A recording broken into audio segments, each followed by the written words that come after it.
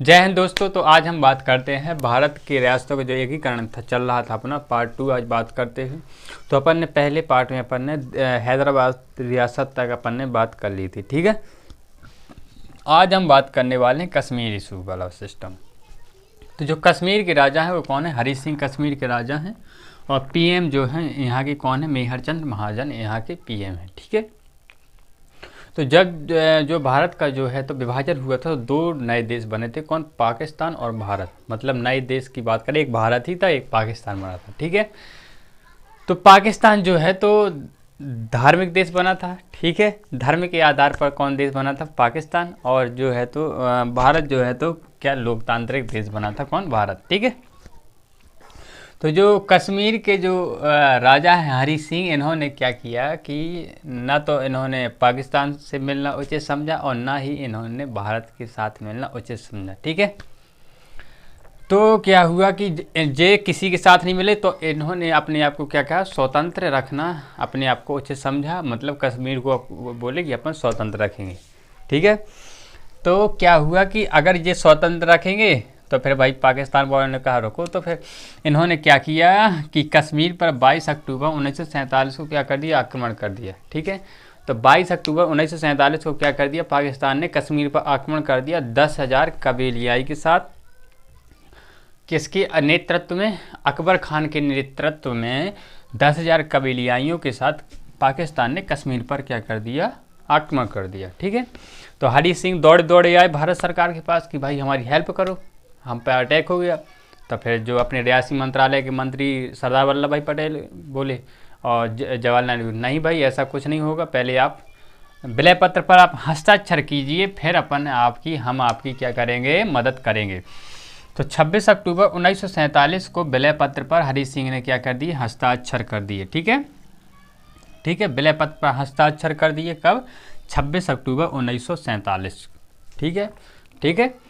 इतना चीज़ समझ में आ गया। लेकिन बस वो थोड़ा सा जो स्पेशल स्टेट का जो दर्जा दिया गया था तो वो भी इसी में है, लेकिन विलय पत्र पर हस्ताक्षर हो गया था 26 अक्टूबर 1947 को, ठीक है। स्पेशल स्टेट के साथ जवाहरलाल नेहरू ने उसको दे दिया था, ठीक है। फिर क्या हुआ? 27 अक्टूबर 1947 को जो है इंडियन आर्मी जम्मू कश्मीर चली गई, ठीक है। बस याद रखें 22 अक्टूबर को आक्रमण हुआ, 26 अक्टूबर को विलय पत्र पर हस्ताक्षर हुए, 27 अक्टूबर को इंडियन आर्मी कहाँ चली गई? जम्मू कश्मीर चली गई, ठीक है। जम्मू कश्मीर को बचाने समझो, ठीक है।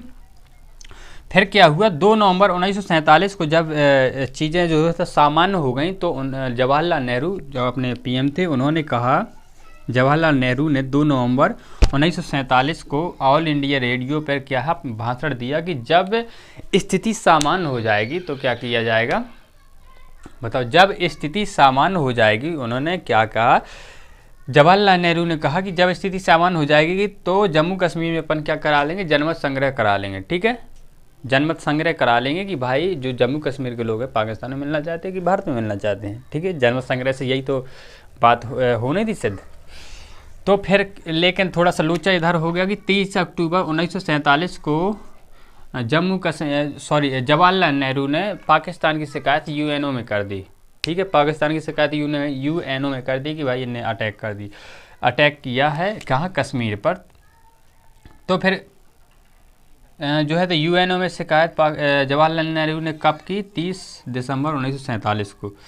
तो 21 अप्रैल 1948 को यूएनओ में एक रेजोल्यूशन आता है, ठीक है। तो उसमें बात की जाती है सीज फायर यानी संघर्ष विराम की बात की जाती है कि जहाँ जो सेनाएं हैं वहाँ रहें और वहाँ से सीज फायर हो, वहाँ मतलब कोई अब युद्ध ना हो। तो या वहीं से फिर बन गया LOC, line of control. LOC की बात हो गई वहीं से, ठीक है, कि भाई एलओसी बन गई वहीं से। तो अब पता चलता है कि एलओसी हो गया, ठीक है।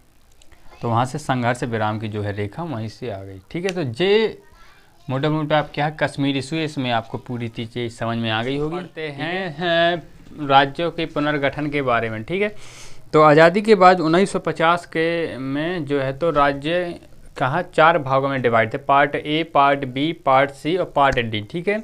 पार्ट ए में क्या रखा गया था? ब्रिटिश पे जो अधिकृत क्षेत्र उनको रखा गया था। पार्ट बी में अपन ने रखा था बड़ी जो रियासतें हैं उनको रखा गया था। पार्ट सी में रखा गया था छोटी रियासतों को, और पार्ट डी में क्या रखा गया था, अंडमान निकोबार द्वीप समूह, इनको रखा गया था। ठीक है, तो क्या हुआ, आज़ादी के बाद क्या हुआ कि भाषा के आधार पर जो है तो राज्यों के जो है अलग होने की मांग जो है तो बढ़ने लगी। ठीक है, भाषा के आधार पर जो है तो प्रांतों के अलग होने की मांग बढ़ने लगी आज़ादी के बाद। ठीक है, तो क्या हुआ, तो इसके लिए क्या है, आयोगों को, विभिन्न आयोगों को जो है तो समय समय पर इनका गठन किया गया।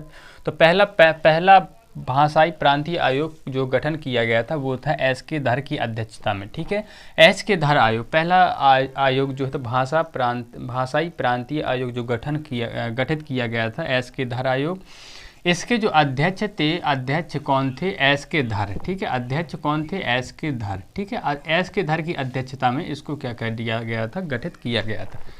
ठीक है, इसका गठन किया गया था जून 1948 में, और इसने अपनी रिपोर्ट दिसंबर 1948 में किसने पेश की दी, एस के धर ने। ठीक है, एस के धर ने। ठीक है, तो जब इसकी जो है तो रिपोर्ट पब्लिक हुई, तो इस रिपोर्ट को देखते हुए जो है तो बड़े स्केल में क्या हुआ, आंदोलन शुरू हुए।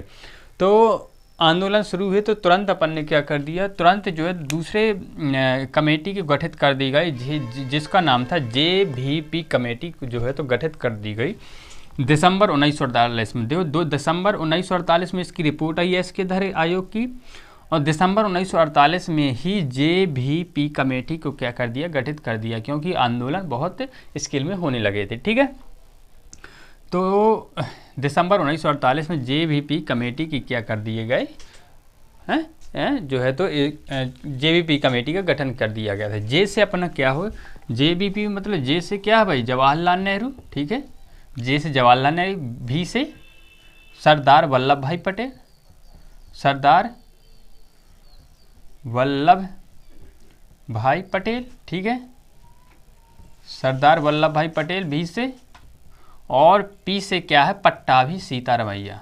नाम याद रखेगा, पट्टाभी सीतारमैया।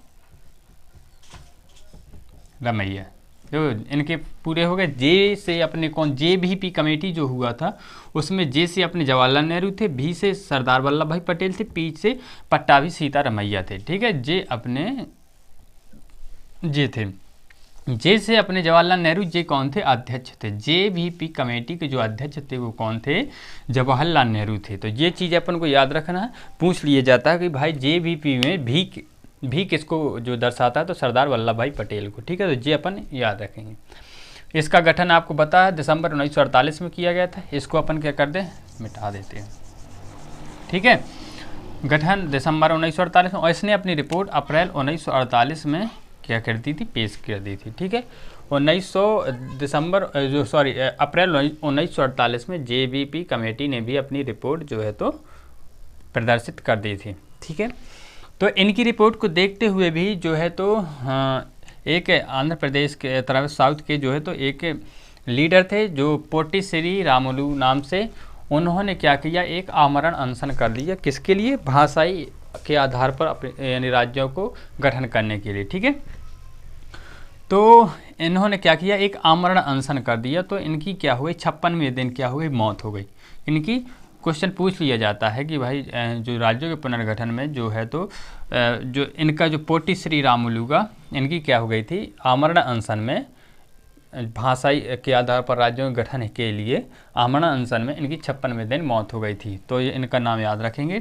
तो इनके जो है तो मौत होने के बाद, आमरण अनशन में बैठे थे इनकी, तो इनकी मौत होने के बाद जो है तो ये जो भाषाई के आधार पर जो राज्यों का गठन था, ये और ज्वलंत मुद्दा बन गया, और बड़े स्केल पर क्या होने लगे, इनके क्या हो गए, आंदोलन होने लगे। ठीक है, तो इससे इन आंदोलनों के इन दबाव में आकर सरकार ने पहले भाषा के आधार पर पहला राज्य किसको बनाया था, आंध्र प्रदेश को। और कब बनाया था, 1 अक्टूबर 1953 को। ठीक है, भाषा के आधार पर पहला राज्य कौन बना था, 1 अक्टूबर 1953 को आंध्र प्रदेश बनाया गया था। ठीक है, और किस भाषा के आधार पर बनाया गया, तेलुगु भाषा के आधार पर। ठीक है, आंध्र प्रदेश को किस भाषा के आधार पर अलग किया गया था, तेलुगु भाषा के आधार पर। और कहाँ से अलग किया गया था, मद्रास से अलग किया गया था किसको, आंध्र प्रदेश को। इतनी चीज़ अपन को याद रखना। 1 अक्टूबर 1953 को भाषा के आधार पर पहला राज्य कौन बनाया गया, आंध्र प्रदेश बनाया गया, पहला राज्य। तेलुगु भाषा के आधार पर इसको बनाया गया और मद्रास से इसको क्या कर दिया गया, अलग करके इसको क्या हुआ, बनाया गया। तो ये जो है, तो ये सारी चीज़ें हैं। देखो एस के धर आयोग पूरा समझ में आया होगा आपको, JVP कमेटी पूरा समझ में आया होगा, और ये जो चीज़ें हैं ये पूरा समझ में आया होगा, इसमें कोई दिक्कत नहीं है ना होने वाली है। ठीक है, अब हम बात करते हैं फजल अली आयोग की। ठीक है, तो जैसे ही अपना जो है तो आंध्र प्रदेश भाषा के आधार पर पहला राज्य बना, तो उसको देखते हुए अन्य क्षेत्रों में भी आंदोलन तीव्र हो गए। ठीक है, भाषा के आधार पर राज्य को अलग करने के लिए। तो फिर अपना क्या है, फजल अली आयोग की क्या कर दी गई, गठन कर दिया गया। किसकी अध्यक्षता में भाई, फजल अली आयोग को गठन किया गया सितंबर 1953 में। अध्यक्ष कौन थे, फजल अली थे। ठीक है, फजल अली अध्यक्ष थे किसके, फजल अली आयोग के। और कौन सदस्य थे, KM पडिक्कर और हृदयनाथ कुंजरू। ये पूछ लिए जाते हैं कि फजल अली आयोग के जो अन्य 2 सदस्य थे वो कौन थे, KM पडिक्कर और हृदयनाथ कुंजरू। ठीक है, ये चीज़ अपन को याद रखना। और इसका गठन हुआ था सितंबर 1953 को, इतनी चीज़ याद रखेंगे। और फजल अली आयोग ने अपनी रिपोर्ट कब प्रदर्शित की, अपनी सितंबर 1955 को। सितंबर 1955 को फजल अली आयोग ने रिपोर्ट प्रस्तुत की। ठीक है, और अपनी रिपोर्ट में इन्होंने कहा कि भाई ऐसा नहीं कि भाषा के आधार पर राज्यों का गठन नहीं किया जा सकता। बिल्कुल भाषा के आधार पर राज्यों का गठन किया जा सकता, लेकिन केवल भाषा को आधार बनाया जाए ये नहीं हो सकता कि, और या केवल एक भाषा को आधार बनाया जाए ये भी नहीं हो सकता। इन्होंने कहा कि भाषा के आधार पर राज्यों का गठन किया जा सकता, लेकिन केवल एक भाषा के आधार पर नहीं। ठीक है, और इन्होंने बोला कि भाषा के अलावा यहाँ और प्रशासनिक आधारों को भी क्या है, आधार बनाना चाहिए राज्यों का गठन करने के लिए। ठीक है, इन्होंने कहा कि भाषाओं के आधार पर राज्यों का गठन किया जा सकता है, लेकिन एक भाषा के आधार पर नहीं किया जा सकता कि केवल एक ही भाषा, पूरे राज्य में एक ही भाषा बोली जा रही है। ठीक है, और कहा कि भाषा के अलावा यहाँ पर क्या है, प्रशासनिक आधारों को भी ध्यान में रखना चाहिए राज्यों को गठन करने में। ठीक है, ये सुझाव थे। और मतलब इन्होंने सुझाव दिए कि भाई 16, अपनी रिपोर्ट में इन्होंने कहा 16 नए राज्य और 3 यूटी को गठित करने का क्या कर दिया, सुझाव दिया। ठीक है, 16 नए राज्य और 3 यूटी को गठित करने के क्या कर दिए, सुझाव दिए। ये चीज़ अपन को याद रखना, बिल्कुल याद रखना। क्वेश्चन पूछ लिया जाता है कि फजल अली आयोग ने कितने राज्य और कितने यूटी को गठित करने का सुझाव दिया है। तो 16 राज्य और 3 यूटी को गठित करने का क्या कर दिया है, सुझाव दिया है फजल अली ने। ठीक है, तो ये चीज़ अपन को याद रखना है। तो फिर क्या किया सरकार ने, क्या किया, राज्य पुनर्गठन अधिनियम लाई 1956 को। ठीक है, सरकार ने क्या किया, राज्य पुनर्गठन अधिनियम 1956 लाई। और इससे क्या हुआ, जो राज्यों का जो 4 स्तरीय वर्गीकरण अपन ने हमने पहले बताया था, part A, part B, part C, part D वाला, तो सरकार ने इस अधिनियम के द्वारा उस 4 स्तरीय वर्गीकरण को समाप्त कर दिया। ठीक है, और 16 राज्य और 6 यूटी यानी 6 जो है तो केंद्र शासित प्रदेश और 16 राज्यों की स्थापना की किसने, मतलब हुई, राज्य ने, सरकार ने की। 16 नए राज्य और 6 केंद्र शासित प्रदेशों का क्या किया गया, गठन किया गया। ये चीज़ याद रखना। देखो फजल अली आयोग ने इतने सुझाव दिए, 16 नए राज्य और 3 यूटी का गठित करने का सुझाव दिया, लेकिन सरकार ने कितने किए, 16 नए राज्य और 6 केंद्र शासित प्रदेशों का क्या किया, गठन किया। ये चीज़ अपन को याद रखना। ठीक है, तो ये अपना क्या हो गया, फजल अली आयोग यहाँ समाप्त हुआ। यहाँ पर क्या है, राज्यों का 4 स्तरीय जो वर्गीकरण था वो भी समाप्त हुआ। यहाँ पर पूरे पुनर्गठित हो गए राज्य। अब सीधे अपन आगे बढ़ेंगे। ठीक है, तो आज यहाँ तक इस वीडियो में अपन यहीं तक पढ़ेंगे। ठीक है, तो आगे अब जो भी है वो पढ़ेंगे। तो कैसा लगा आज का वीडियो, तो वीडियो अगर आपको पसंद आया तो वीडियो को लाइक, चैनल को सब्सक्राइब करो और ज़्यादा से ज़्यादा दोस्तों में शेयर करो। ठीक है, तो मिलते हैं अगले वीडियो में। जय हिंद।